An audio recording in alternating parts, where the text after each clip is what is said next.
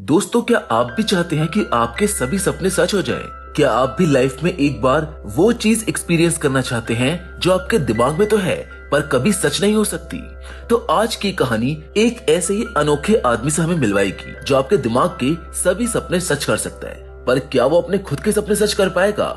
ये सब हम जानेंगे आज की कहानी में। Hollywood silver screen presenting strange days. Movie की शुरुआत होती है 30 दिसंबर 1985 रात के 1 बजे से, जहाँ पर हम देखते हैं कुछ लोग एक होटल में चोरी करने घुसते हैं। वो सारा पैसा लेकर भागने वाले होते हैं कि तभी उन्हें पुलिस के सायरन की आवाज आती है और वो सभी भागने लगते हैं। आगे हम देखते हैं कि उन्हीं में से 2 लोग छत से भाग रहे होते हैं और उनके पीछे पुलिस होती है। तभी उनमें से एक बंदा उस बिल्डिंग से दूसरी बिल्डिंग पर कूद जाता है। वहीं दूसरे आदमी को डर लग रहा होता है, पर पुलिस के डर की वजह से वो भी कूदने की कोशिश करता है, मगर वो पहुंच नहीं पाता और बिल्डिंग से नीचे गिर जाता है। तभी सीन कट होता है और हम देखते हैं कि लेनी नाम का एक आदमी जो एक टेप रिकॉर्डिंग देख रहा होता है। असल में जो कुछ भी हमने देखा वो इसी टेप की रिकॉर्डिंग होती है जो उसके दोस्त टोनी ने बनाई होती है। मगर लेनी को ये सब पसंद नहीं आता क्योंकि उसके अकॉर्डिंग उसके कस्टमर्स को इंटीमेट सीन्स ज्यादा पसंद थे, ना किसी मिशन के ऑफिसर के। लेनी वो जादूगर है जो सबके सपने सच करता है और टोनी जो उसका फ्रेंड है टेप्स की मदद से कुछ नए आइडियाज देने में लेनी की मदद करता है। आगे हम देखते हैं कि अमेरिका का जो माहौल है अभी काफी खराब होता है। रोड पर सभी तरफ पुलिस होती है और सभी तरफ दंगे हो रहे होते हैं। इन सबसे दूर लेनी अपने क्लाइंट से मीटिंग करता है और उनके सपने पूरे करके काफी पैसे कमाता है। सीन शिफ्ट होता है और हम देखते हैं एक लड़की आयरिस को जो 2 पुलिस वालों से बचकर भाग रही होती है। वो पुलिस वाले पूरी जान लगाकर उसको पकड़ने की कोशिश करते हैं और उस पर गोली भी चलाते हैं, मगर वो मेट्रो से छुपकर भाग जाती है। वो बहुत ही ज्यादा डरी हुई होती है और रो भी रही होती है। तभी वो एक फोन बूथ से लेनी को कॉल करने की कोशिश करती है। लेनी उस वक्त बस घर पहुंचा ही होता है। वो जैसे ही कॉल उठाने जाता है वैसे ही तुरंत कॉल कट जाता है। आखिर कौन है वो लड़की और वो लेनी को क्यों फोन कर रही है? क्या वो उसके कोई क्लाइंट है?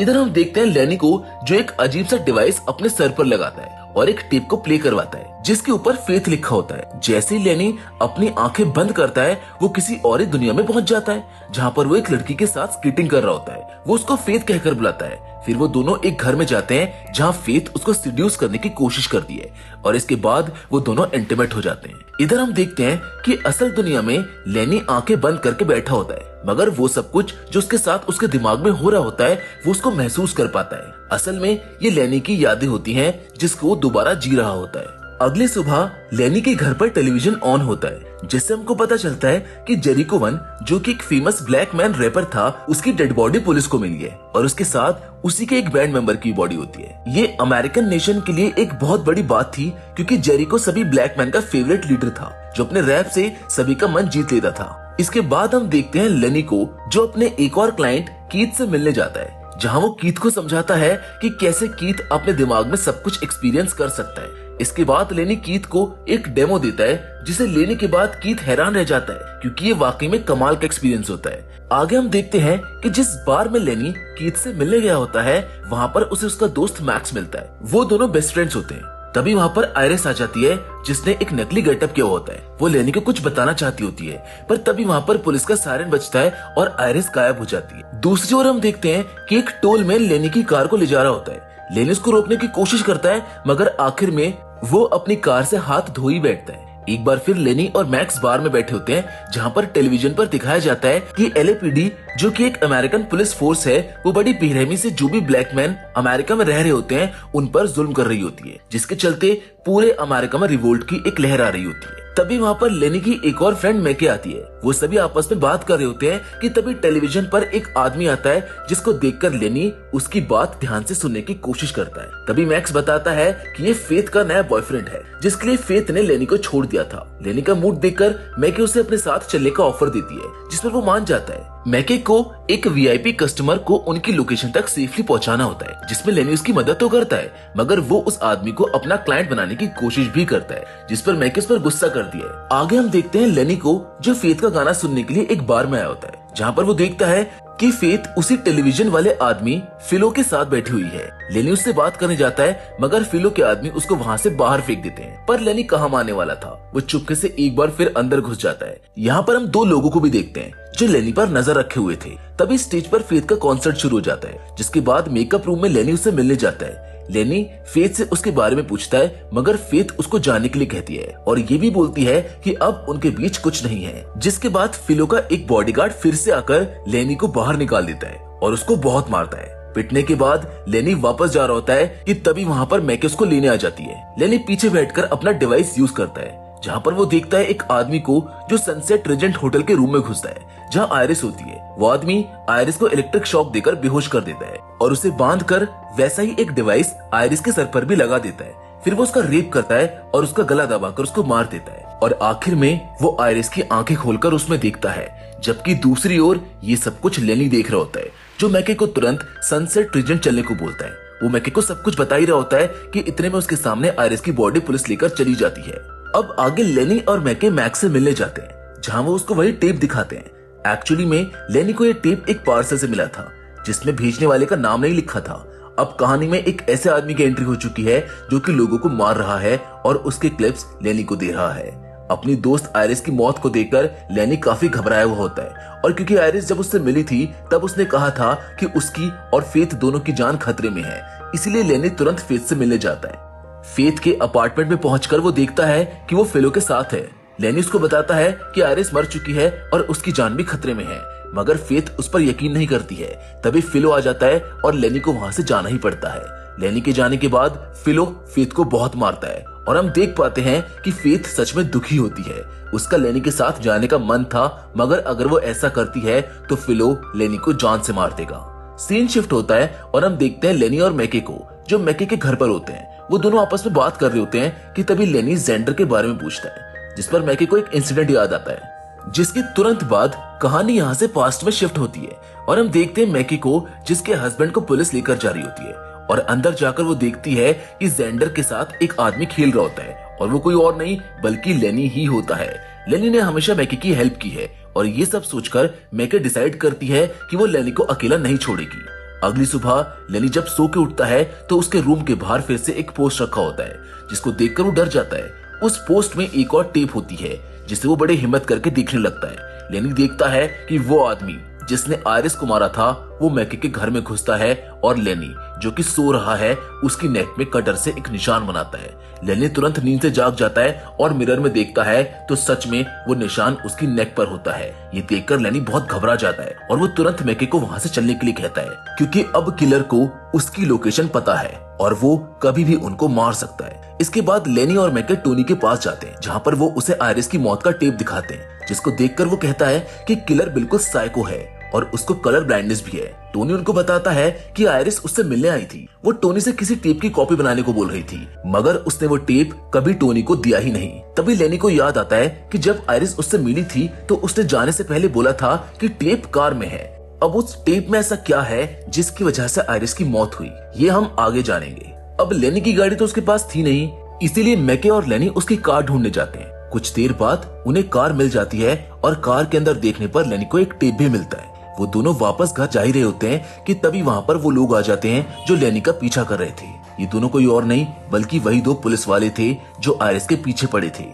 वो लोग लेनी से टेप मांगते हैं, मगर लेनी और मैके उनसे लड़कर अपनी कार में आ जाते हैं। वो पुलिस वाले कार पर गोले चलाते हैं, मगर कार के बुलेट प्रूफ शीशे होने की वजह से उनको कुछ नहीं होता। तभी एक पुलिस वाला कार पर पेट्रोल डालने लगता है और वो कार को आग लगा देते हैं। कार बस ब्लास्ट होने वाली होती है कि तभी मैके कार को ब्रिज से नीचे गिरा देती है। पुलिस वालों को लगता है कि वो दोनों मर गए हैं, मगर मैके और लेनी बड़ी मुश्किल से बचकर भागने में कामयाब हो जाते हैं। 31 दिसंबर 1995 की शाम को न्यू ईयर का माहौल होता है। सभी लोग रोड्स पर पार्टी कर रहे होते हैं। लेनी और मैके भी एक घर में होते हैं जहाँ पार्टी चल रही होती है। लेनी अपना डिवाइस इस्तेमाल करके उस टेप को देखता है जिसकी वजह से वो आज मरने ही वाला था। टेप देखने के बाद वो एकदम से शांत हो जाता है, जिस पर मैके पूछती है कि आखिर ऐसा क्या है जो उस टेप में था। लेनी उसको खुद देखने के लिए कहता है। मैके ने कभी भी लेनी का एक डिवाइस इस्तेमाल नहीं किया था, मगर आज पहली बार उसको लगा कि शायद उसको खुद ही देखना होगा। मैके जैसी आंखें बंद करती है वो देखती है जेरिको 1 को। जी हाँ, वही जेरिको 1 जो ब्लैकमैन का लीडर था। वो आयरिस और अपने एक बैंड मेंबर के साथ रोड पर गाड़ी चला रहा होता है कि तभी दो पुलिस वाले उन्हें गाड़ी रोकने को कहते हैं। जेरिको कहता है कि वो नॉर्मल स्पीड में गाड़ी चला रहा है, मगर वो पुलिस वाले नहीं मानते और बातों ही बातों में वो जेरिको और उसके बैंड मेंबर को गोली मार देते हैं। आयरिस ये सब देखकर काफी डर जाती है और वहाँ से भाग जाती है। दरअसल ये टेप भी आयरिस ने रिकॉर्ड की होती है, क्योंकि उस वक्त वो लेनी का डिवाइस इस्तेमाल कर रही थी। ये सब देखकर मैके बहुत घबरा जाती है क्योंकि वो खुद भी एक ब्लैक वुमेन होती है और उसको पता था कि अगर ये क्लिप मीडिया के हाथ लग गई तो एक जंग छिड़ जाएगी। लेनी, मैके और मैक्स एक बार फिर से टोनी से मिलने जाते हैं, जहाँ टोनी अपनी कार में लेटा होता है। लेनी के आवाज देने पर भी वो कोई रिस्पॉन्स नहीं देता। टोनी का फ्रंटल कॉर्टेक्स डैमेज हो गया होता है, जिसकी वजह से लेनी जो भी कह रहा था उसको सुनाई ही नहीं दे रहा था। ये सब देखकर मैक्स कहता है कि ये एक गैंग का काम हो सकता है जो कि अमेरिका में छिड़ी इस जंग को खत्म करना चाहते हैं। इसके बारे में उसने और लोगों से सुना है क्योंकि टोनी एक टेप बनाने वाला था। हो सकता है कि इसी वजह से उसकी ये हालत हो। पर लेनी कहता है कि उसको यकीन है कि जिसने भी आयरिस को मारा है उसी बंदे ने टोनी की भी ये हालत की है। इसके बाद वो सभी लोग फेथ से मिलने जाते हैं, जो उस टाइम एक बार में होती है। लेनी फेथ से उस टेप के बारे में पूछता है, जिस पर फेथ बताती है कि फिलो और जेरिको आपस में पार्टनर्स थे, पर उनकी ज्यादा बन नहीं रही थी, जिसके चलते एक दिन फिलो ने आयरिस को उसके पास भेजा और कुछ ही देर बाद आयरिस फिलो के पास आई। उसने वो सब कुछ बताया जो उसने वहां पर देखा, जिस पर फिलो बहुत नाराज हुआ क्योंकि उसको डर था कि पुलिस आयरिस को पकड़कर ये जरूर पूछेगी कि आखिर वो किसके लिए काम करती है और इसकी वजह से उसको जेल भी जाना पड़ सकता है। इसीलिए उसने आयरिस को कुछ पैसे दिए और एक होटल में चेक इन करने को बोला था। इसके बाद लेनी फेथ को साथ चलने के लिए बोलता है, जिस पर पहले तो वो मना करती है मगर फिर वो मान जाती है। दूसरी ओर फिलो बाहर से जाने के लिए तैयार हो जाता है कि तभी मैक्स वहां पर आकर उसका ध्यान भटकाने की कोशिश करता है। लेनी फेथ को लेकर निकल ही रहा होता है कि तभी फिलो उसके सर पर एक बोतल मार देता है और फेथ को लेकर वहां से चला जाता है। इसके बाद मैके लेनी को लेकर घर जाती है, जहां लेनी को मैक्स का कॉल आता है जो उसको बताता है कि फिलो फेथ को लेकर एक होटल गया है। लेनी मैके से वहां पर जाने को कहता है, जिस पर मैके उसको समझाती है कि फेथ अब उससे प्यार नहीं करती है और वो किलर भी यही चाहता है कि लेनी वहां पर जाए, वरना फेथ उस होटल में नहीं होती। वो ये भी बोलती है कि उसको लगता है कि जरूर फेथ और उस किलर का कुछ न कुछ कनेक्शन है, मगर लेनी बोलता है कि उसने फेथ से सच्चा प्यार किया है और उसको प्रोटेक्ट करने का वादा भी, इसलिए वो जरूर जाएगा। सीन शिफ्ट होता है और हम देखते हैं कि अब न्यू ईयर होने में कुछ ही वक्त बचा है। मैके और लेनी अच्छे से तैयार होकर उस होटल के पास जाते हैं जहां पर फेथ होती है। होटल के बाहर सड़क पर भी काफी लोग पार्टी कर रहे होते हैं, जहां उनको पामर स्ट्रिकलैंड मिलता है जो कि एक डिप्टी कमिश्नर है। लेनी मैके को उसके पास वो टेप ले जाने को कहता है और उसको बताता है कि वो अकेला कॉप है जो कि बायस्ड नहीं है। जिसके बाद लेनी उस होटल में फेथ को बचाने चला जाता है और मैके पामर को वो टेप दिखाने की कोशिश करती है। कहानी में आगे हम देखते हैं कि लेनी फिलो के एक आदमी को मारकर रूम नंबर 2203 में जाता है, जो उसे मैक्स ने बताया था। दूसरी ओर मैके पामर को वो टेप दिखाने की कोशिश करती है, मगर उसको बाहर निकलवा देता है। तभी हम देखते हैं उन दो पुलिस वालों को जिन्होंने मैके और लेनी को मारने की कोशिश की थी, वो भी इस पार्टी में होते हैं और वो दोनों मैके को देख लेते हैं। उधर लेनी जैसे तैसे करके रूम के अंदर चला जाता है। वहां पर उसको फिर से उसके नाम का एक पोस्ट मिलता है जिसके अंदर एक टिप होता है। जैसे लेनी अपनी आंखें बंद करता है, वो देखता है उस रूम में फेथ को, जिससे वही किलर मिलने आया होता है। फेथ उसको जानती है। वो आदमी फेथ के साथ इंटीमेट होने लगता है, जिससे लेनी उस डिवाइस को उतार देता है और बेडरूम में फेथ को ढूंढने लगता है। तभी उसे वहां पर कर्टेन से ढका हुआ एक बंदा दिखता है। लेनी उसके पास जाता है और उसको यकीन था कि वो फेथ की लाश है, लेकिन वो जैसे ही कर्टेन हटाता है तो वो देखता है कि वो फेथ नहीं बल्कि फिलो है। लेनी को कुछ भी समझ नहीं आता, इसलिए वो एक बार फिर से उस डिवाइस को पहनता है और टेप को देखने लगता है। वो किलर फेथ के साथ इंटीमेट होता है, मगर उसको मारता नहीं है। तभी अचानक उस किलर का चेहरा बेडरूम में रखे मिरर में दिखता है, जहाँ पर हम देख पाते हैं कि वो कोई और नहीं बल्कि मैक्स है।